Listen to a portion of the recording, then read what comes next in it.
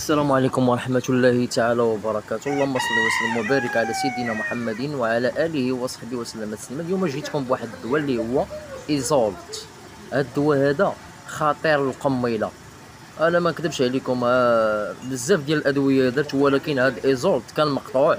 انا مشيت جبتو من عند طبيب بيطري، ودابا غنوريكم طريقه الاستعمال. ها نتوما انا جبت 3 ديال الميليم، حيت هو غالي. كل ميليم كيدير 600 ريال. جبتو من عند الصيدليه ديال البيطاره. هو راه كان مقطوع، وحنا كانوا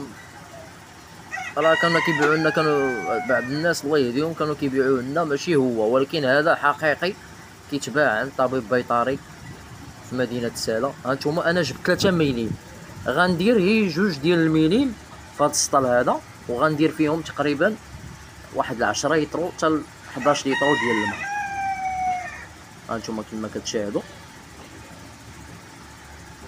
غنجيب الماء ديالي، غنجيب الماء، غندير 11 قول 11 مليم، 11 غنديرها في 10 لتر ديال الماء، وغنخلي مليم واحد الجرعه للسيمانه الجايه. بحال دابا اليوم عطشت الدجاج، بحال دابا البارح انا عطشت الدجاج، حيدت الدجاج الماء تقريبا مع شي 6 ديال العشيه. اليوم الصباح غنحطو ليهم غيشربوه، نحطو ليهم هما الاول قبل ما نعطيهم الماكله. علاش؟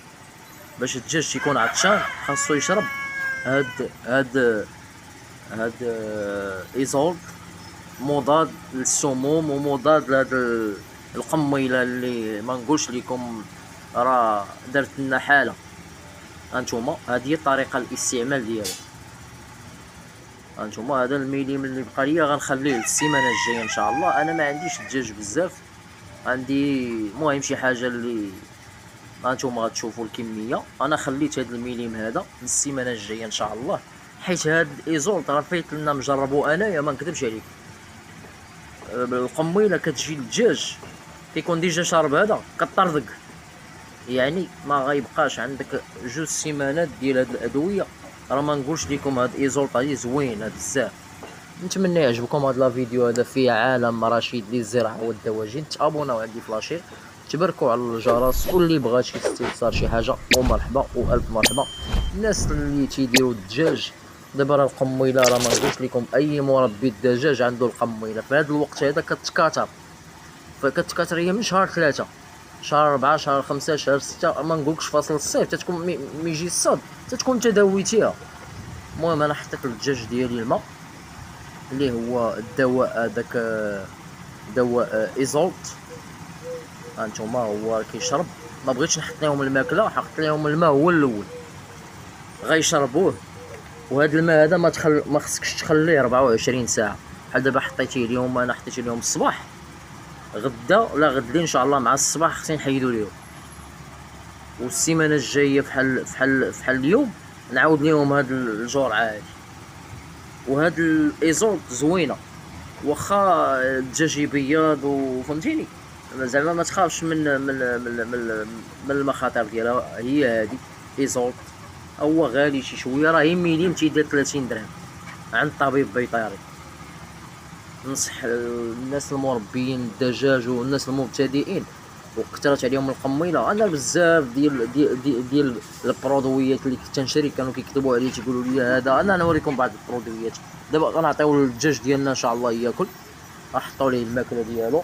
هذا الشعير مخمر غنحطوا للدجاج ديالنا.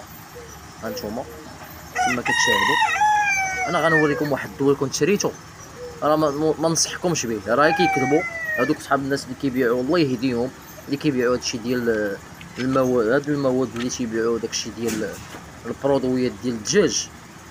تيعطيك شي برودوي لا علاقه له بالقميله، خصو يبيعوا الله يهديهم. هذا هو اللي كنقول، هذا هو الدواء ديال القميله، هو ايزولت.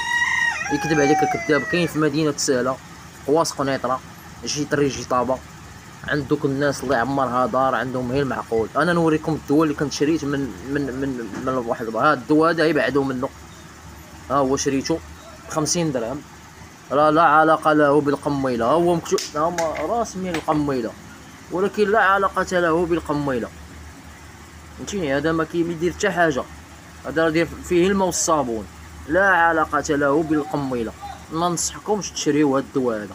هذا الدواء بعدو منه، ما كيدير حتى شي حاجه. الا كيدير شي حاجه في سميتو العصافير وداك الشيء الكتاكيت ما نعرف. المهم انا ما صلحش ليا الدجاج. ها الجرعه اللي خليت، الجرعه ان شاء الله اللي غندير السيمانه الجايه باش ان شاء الله نتهنى من القميله. هانتوما هذا هو ايزولت. هانتوما كما كتشاهدوا، الا ما كانش هكا، الا ما كانش مكتوبه فيها بحال هكا عند طبيب بيطري كاين في مدينه سالا هو اللي كاين. راه ما كاينش شي واحد تيبيعو غير هاد الناس هادو كيبيعوا المعقول. راه ما كاينش. هاد الطبيب البيطري اللي كاين هذا هو. ما سخيتش بكم وتهلاو ليا في راسكم، ونتمنى نشوفكم في فيديو اخر ان شاء الله بحول الله. مع السلامه.